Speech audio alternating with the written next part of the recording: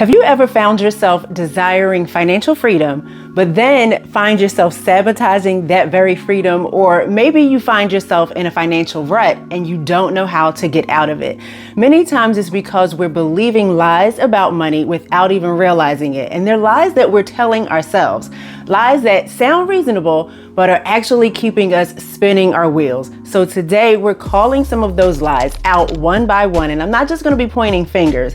I'm giving you some real doable steps to help you break free and actually start building some momentum towards what you desire. One of the lies that people often tell themselves that's keeping them stuck is, I'll start saving when I make more money. Will you? Will you really? If you don't build the habit of saving now, a higher income is not going to fix it. Lifestyle creep usually eats up whatever income increase you might have if you're not intentional. And more money does not equal better habits. If you can't save $5 now, you probably won't save $50 later. So just start with any amount. $10, $5, $1, whatever it is that you can afford. But build the habit now, not someday, because saving is a habit. It's not a number. Number two, I'm just not good with money. The truth is, money management is a skill. It's not a personality trait. You don't have to be a math genius. You just need a plan and some consistency.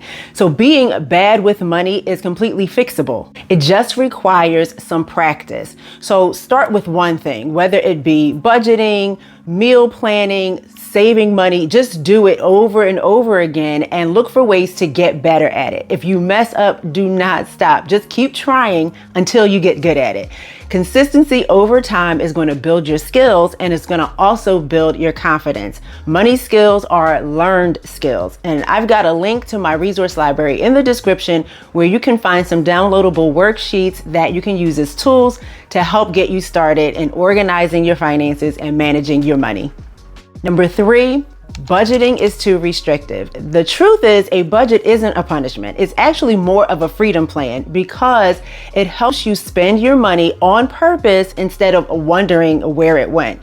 People think budgeting is like putting your money on a diet, but it's not. It's more like adopting a whole new way of eating so that you're healthier, not just limiting your eating so that you can lose weight. And for me, having a budget frees up my mind because with a budget, I've already decided ahead of time what is happening with my money. And then all I have to do is just follow the plan. I'm not having to kind of decide things as I go or wonder if I have enough money to do this or do that. And I would suggest that you commit to creating and following a zero-based budget where you assign a job to every dollar that you expect to make in the next 2 weeks or 1 month. And 2 weeks is often good, especially if you're a beginner. But just write down what you're going to do with every dollar. Assign your money to specific expenses or categories. So you'll say $98 is for the electric bill, $150 is for car insurance, and those are specific expenses. But then you can say $25 is allotted to crafting supplies, or $30 is for household cleaning supplies. Those are categories. And the bottom line is, having a budget is like taking a road trip with a map so that you know not only where you're going, but how you're going to get there without wasting a lot of time and money along the way. And if you're not sure what different categories you can put your money into when you budget, you can check out my resource library and download a budget sheet along with an expense categories list from my website, and you can find that link in the description. Another lie that people often tell themselves about their money problems is, if I ignore it, it'll go away. Now, the truth is, whether it's debt, late bills, or low credit scores, silence does not solve your money problems. Facing it head on is the first step to freedom. Ignoring your bank balance doesn't make it grow. It just costs you more in overdraft fees. And I remember a time when I used to like to pretend that I didn't have an electric bill or that my rent wasn't due. And I don't have to tell you what happened as a result. That's right, shutoffs and evictions. Once I finally developed a more frugal and intentional mindset, I had to start paying attention and taking action. And what I suggest to you is what I do now, which is just to set a weekly money check-in, which should take only about 10 to 15 minutes. And just being aware of what's happening with your money is half the battle. And then taking action to resolve any issues that you find is going to make you feel that much more in control of your finances.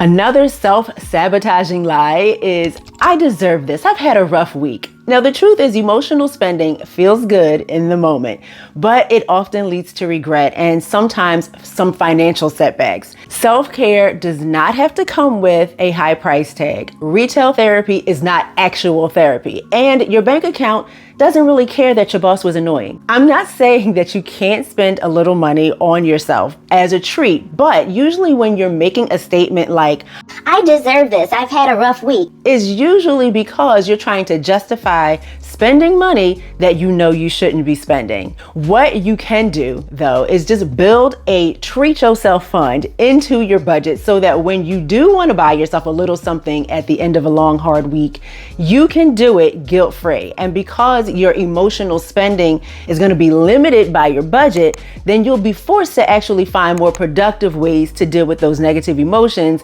that you're having about your job. Number 6. If I work hard, money will take care of itself. Now, the truth is, hard work is great, but without a plan, a budget, or an investment strategy of some kind, you can still end up broke. It's not just about the hustle, it's about direction. Hard work is amazing, but money doesn't magically manage itself just because you work 50 hours a week.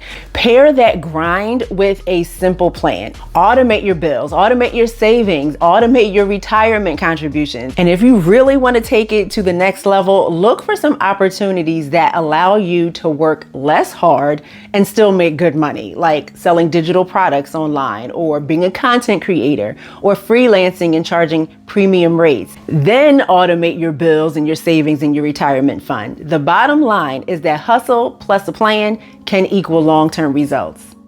Number 7, talking about money is rude. Now, this mindset is keeping people in the dark. Open, honest money conversations, especially with your spouse or your family members, and even with people whose financial situations you would like to emulate, can really lead to better decisions and a lot less stress. Not talking about money can end up costing you a lot more in the long run because ignorance is expensive. How can you fix what you don't allow yourself to discuss? If you find that you really are very uncomfortable having conversations about money, I get it. Just start small. Share some savings tips, put a date and time on your calendar to talk about your budget with your spouse or maybe even with your kids, and then try to create a safe and relaxed space for you to ask and answer any relevant money questions.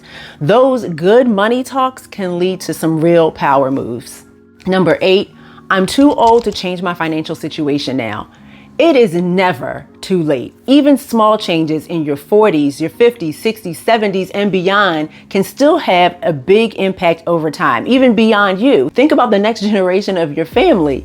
Late is still better than never, and late bloomers still bloom. It's never too late to get serious about your money. If you're not satisfied with your current financial situation or what you foresee in your financial future, then focus on what you can do right now. Boost your savings, cut expenses, look into retirement options, whatever it is you need to do. If you are breathing today, you can make changes starting today. And this last lie that people tell themselves that might be keeping them in a wheel spinning rut is, I don't have time to make extra money. And the truth is we all have the same 24 hours, but so many of us are not using those hours wisely. Frugality is not just about how we use our money. It's about how we use our resources. And our greatest resource is our time, but it's limited. It is finite. It will run out. And the way we use our time determines the kind of life we live. So many of us are using too much of that time, binge watching Netflix or accidentally scrolling on social media until 2 a.m. And maybe you're like, Joy, I don't spend all that time on social media. I am genuinely busy, okay? Maybe you're the person who's running around trying to do everything for everybody. Or maybe you think if you don't do it, it's not going to get done or it's not going to get done right, instead of delegating responsibilities to other people. And trust me, I am not judging you, because that was me once upon a time. And to be honest, every once in a while, it's still me. The reality is that we all make choices for how we spend our own time. 9 times out of 10, No one is forcing you to do anything that you do every day. We all have values and activities that we prioritize in different ways.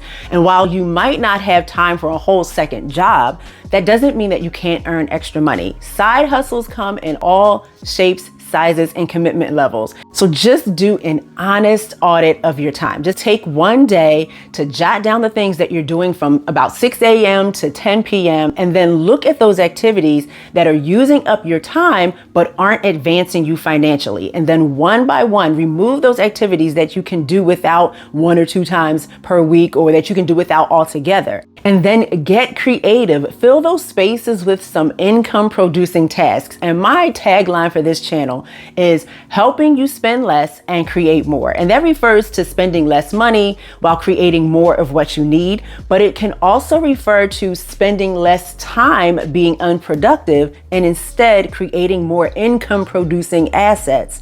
Think about what you can create to generate some income. Maybe use that newfound time slot to create some listings online to sell some of your gently used items that you might have, or parlay your creativity into a freelancing gig 1 hour per week. Or maybe even you can do surveys while you watch TV and make a little extra money. Passive and passive-ish income exists. You just have to be open to testing it. And you don't need hours on end to make extra money. You just need some pockets of time. And if you've got the time to watch a what I eat in a day video from someone who only eats beige food, then you definitely have time to make a little cash on the side.